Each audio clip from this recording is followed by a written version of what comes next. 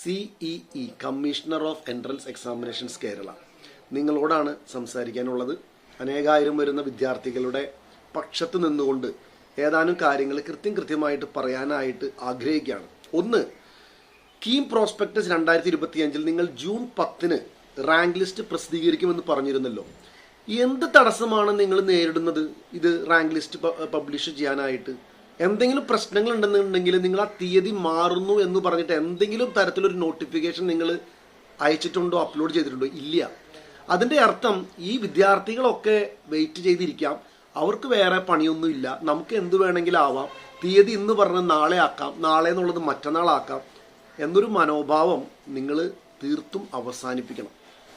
ഒരു സ്ഥാപനം അല്ലെങ്കിൽ ഒരു കമ്മിറ്റി ഒരു മാതൃക ആയ രീതിയിലേക്ക് കാര്യങ്ങൾ വരണമെന്നുണ്ടെങ്കിൽ നിങ്ങൾ വളരെ ഡിസിപ്ലിൻഡ് ആയിട്ട് ഈ തീയതികൾ ഇഗ്നോർ ചെയ്യാതെ അത് പാലിക്കാനായിട്ട് പഠിക്കുക.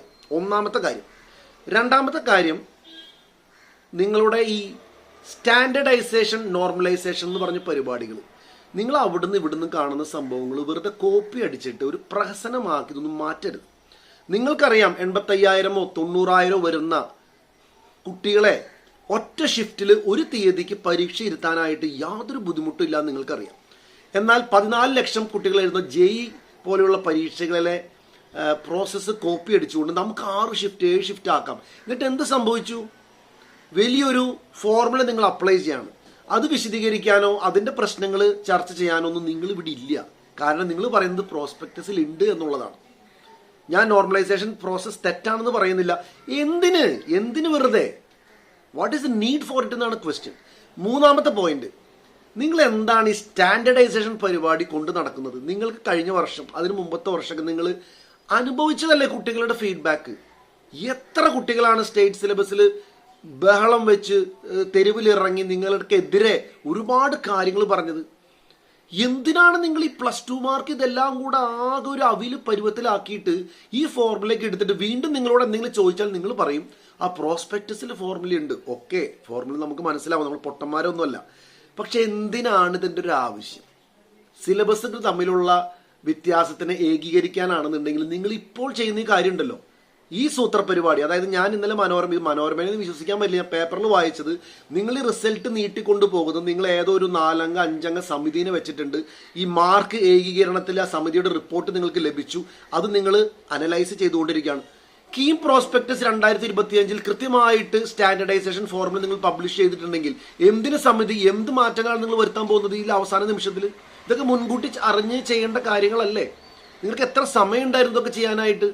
പ്രോസ്പെക്ടസ് വിതരണം ചെയ്യുന്നതിന് മുമ്പ് തന്നെ ഓക്കെ 2025 നമ്മൾ ഇങ്ങനെയാണ് എൻട്രൻസ് നടത്തുക, കഴിഞ്ഞ വർഷത്തെ പ്രശ്നങ്ങൾക്ക് പരിഹാരമായി ഇതാണ് നല്ല രീതി, നിങ്ങൾക്ക് ആലോചിച്ച് ചെയ്തൂടെ? ഇത്രയും സമയം നിങ്ങൾ എന്തെടുക്കായിരുന്നു? ശരിക്കും പറഞ്ഞു കഴിഞ്ഞാൽ ഒറ്റ പരീക്ഷ ഒറ്റ ഷിഫ്റ്റ്, +2ന്റെ മാർക്ക് അത് ഏത് സിലബസ് ആയാലും ഒരു മിനിമം മാർക്ക് ഒരു ക്രൈറ്റീരിയ ആയിട്ട് വെച്ചിട്ട് അതിനെ റാങ്ക് ലിസ്റ്റ് ആയിട്ട് ബന്ധപ്പെടുത്താൻ പാടില്ല. വളരെ സിമ്പിൾ ആൻഡ് സ്ട്രെയിറ്റ് ഫോർവേഡ്. നിങ്ങൾ എന്തൊക്കെ ന്യായങ്ങൾ എന്തൊക്കെ ജസ്റ്റിഫിക്കേഷൻസ് പറഞ്ഞാലും അതൊന്നും വില പോകില്ല. അപ്പോൾ പ്രതികരിക്കാൻ സാധിക്കാത്ത കുട്ടികളും മാതാപിതാക്കളും ഈ കോച്ചിങ് സെന്റേഴ്സും ഒക്കെ വെറുതെ ആകാശത്ത് നോക്കിയിരിക്കുകയാണ്, വെയിറ്റ് ചെയ്യാണ്. ഞാൻ ഇന്നലെ വെറുതെ ഒരു നേരം പോക്കിന് ഹെൽപ്പ് ഡെസ്ക് വിളിച്ചു, എന്താണ് റിസൾട്ട് വരാത്ത മാഡം? ഒന്ന് ഗവൺമെന്റിന്റെ ഓർഡർ വന്നിട്ടില്ല. ഞാൻ പറഞ്ഞു എന്ന് വരും, അറിയില്ല. ആർക്കറിയും? ഒരു പിടിയില്ല. നമുക്ക് കാത്തിരിക്കാം, വെറുതെ കാത്തിരിക്കും. ഇനി നോക്കിക്കോ, കഴിഞ്ഞ വർഷങ്ങളിലെ പോലെ നോട്ടിഫിക്കേഷൻസ് വരുമ്പോൾ ഈ ഡേറ്റുകളൊക്കെ ഇങ്ങനെ മാറിക്കൊണ്ടിരിക്കും. ഇന്ന് വരുന്ന പറയുന്ന നോട്ടിഫിക്കേഷൻ പാതിരാക്കി വരും. പാതിരാക്കി ആരാണ് നോട്ടിഫിക്കേഷൻ നോക്കിയിരിക്കണേ? പിന്നെ കഴിഞ്ഞ വർഷം എന്തുണ്ടായേ? ഫസ്റ്റ് അലോട്ട്മെന്റ് സെക്കൻഡ് അലോട്ട്മെന്റ് കഴിയണ സമയത്തൊക്കെ പറഞ്ഞു ഇനി ആർക്കും ചാൻസ് ഇല്ല, ഇത് ഭയങ്കര സംഭവമാണ്, ഇനി ഓപ്ഷൻസ് മാറ്റാൻ പറ്റില്ല, അപ്പടി ഇപ്പടി എന്നൊക്കെ പറഞ്ഞിട്ട് തേർഡ് അലോട്ട്മെന്റിൽ ഒരു ഫ്രഷ് റീസ്റ്റാർട്ട്, എല്ലാം ആദ്യം തുടങ്ങി. അപ്പൊ എന്തിനാണ് നമ്മൾ വലിയ കാര്യങ്ങളൊക്കെ ആദ്യം പറയുന്നത്? ഇപ്പൊ തന്നെ നോക്കൂ എത്ര നോട്ടിഫിക്കേഷൻസ് ആണ്. നിങ്ങൾക്ക് വെരിഫൈ ചെയ്യാനുള്ള അവസാന തീയതി ഇതാണെന്ന് പറഞ്ഞ് മാറ്റമില്ല എന്ന് പറഞ്ഞ് 2 ദിവസം കഴിയുമ്പോൾ മാറി, നാളെ 11:59 വരെ. പിന്നെ കുറച്ച് കഴിയുമ്പോൾ അത് വീണ്ടും മാറി 12-ാം തീയതി 11:58 വരെ. ഇതെന്താണ് ഇവിടെ നടക്കണേ? ഇതൊക്കെ കണ്ട് ചിരിക്കാനല്ലാതെ നമ്മുടെ കുട്ടികൾക്കും മാതാപിതാക്കൾക്കും ഒന്നും വേറെ വേറെ ഓപ്ഷൻസ് ഇല്ല. ദയവ് ചെയ്ത് നിങ്ങൾ 2026 നിങ്ങളിത് പ്ലാൻ ചെയ്യുമ്പോൾ നമ്മൾ മറ്റുള്ളവർക്ക് ഒരു റോൾ മോഡൽ ആകണമെങ്കിൽ നമ്മൾ കറക്റ്റായിട്ട് കാര്യങ്ങൾ ചെയ്ത് പഠിക്കുക.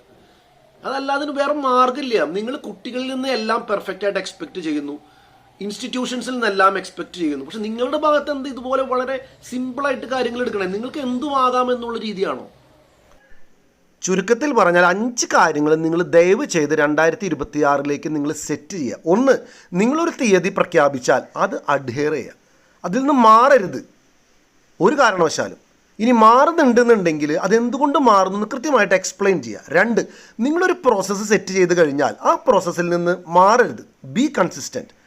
അപ്പോഴാണ് നിങ്ങൾ ആൾക്കാർ വിശ്വസിക്കുകയുള്ളൂ. B predictable. 3, ഷിഫ്റ്റ് ഏർപ്പാട് നിർത്തലാക്കുക. ദയവ് ചെയ്ത് മറ്റുള്ള സംഭവങ്ങളിൽ നിന്ന് കോപ്പി അടിച്ച് അനാവശ്യമായിട്ടുള്ള കോംപ്ലിക്കേഷൻസ് വരുത്തരുത്. അതിനെ ചൊല്ലിയുള്ള നോർമലൈസേഷൻ കോംപ്ലിക്കേഷൻസ് നിർത്തലാക്കുക. ഷിഫ്റ്റ് നിർത്തലാക്കി കഴിഞ്ഞാൽ ആ പ്രശ്നം അവിടെ പരിഹരിക്കാം. 4, നിങ്ങൾ വെറുതെ +2 മാർക്ക് റാങ്ക് ലിസ്റ്റിലേക്ക് മിക്സ് ചെയ്യരുത്. നിങ്ങൾക്കറിയാം സിലബസുകൾ വ്യത്യാസമാണ്, മാർക്കുകളുടെ സംഭവങ്ങൾ വ്യത്യാസമാണ്. ഏകീകരണം എന്ന് പറയുന്നത് ഒരാൾക്കും അത് മനസ്സിലാവുന്നില്ല. എന്തിനാണ് ഈ കോംപ്ലിക്കേഷൻസ്? സിമ്പിളായിട്ട് ആ പരിപാടി നിർത്തലാക്കുക. ഇനി കുട്ടികൾ +2 സീരിയസ് ആയിട്ട് എടുക്കണമെന്ന് നമ്മൾ കരുതുന്നത് കൊണ്ട് +2 മിനിമം ക്രൈറ്റീരിയ മാർക്ക് എലിജിബിലിറ്റി ആയിട്ട് വയ്ക്കുക. അത് റാങ്കിൻ്റെ കൂടെ മിക്സ് ചെയ്യരുത്. അതായത് ഫിസിക്സ്, കെമിസ്ട്രി, മാത്സ് എന്നീ വിഷയങ്ങൾക്ക് ഇത്രയും മിനിമം ശതമാനം മാർക്ക് നിങ്ങൾക്ക് +2 ഉണ്ടായിരിക്കണം. അത് 65, 75, 50 അത് എത്രയാണെന്ന് വെച്ചാൽ ഫിക്സ് ചെയ്യുക. അത് എലിജിബിലിറ്റി ക്രൈറ്റീരിയ ആയിട്ട് മതി, റാങ്ക് ലിസ്റ്റിലേക്ക് കൊണ്ടുവരണ്ട. അതായത് ഒറ്റ എക്സാം ഒറ്റ ഷിഫ്റ്റിൽ നടത്തുക, ഒറ്റ റാങ്ക്, വേറെ ഒന്നുമായിട്ട് മിക്സപ്പ് ചെയ്യേണ്ട കാര്യമില്ല. സിമ്പിളായി പറഞ്ഞു. ഇത്രയും കാര്യങ്ങൾ നിങ്ങൾ ശ്രദ്ധിച്ചു കഴിഞ്ഞാൽ എത്ര രസകരമായിട്ട് നമുക്ക് ഈ പ്രോസസ്സ് നടത്താൻ പറ്റും. Thank you so much.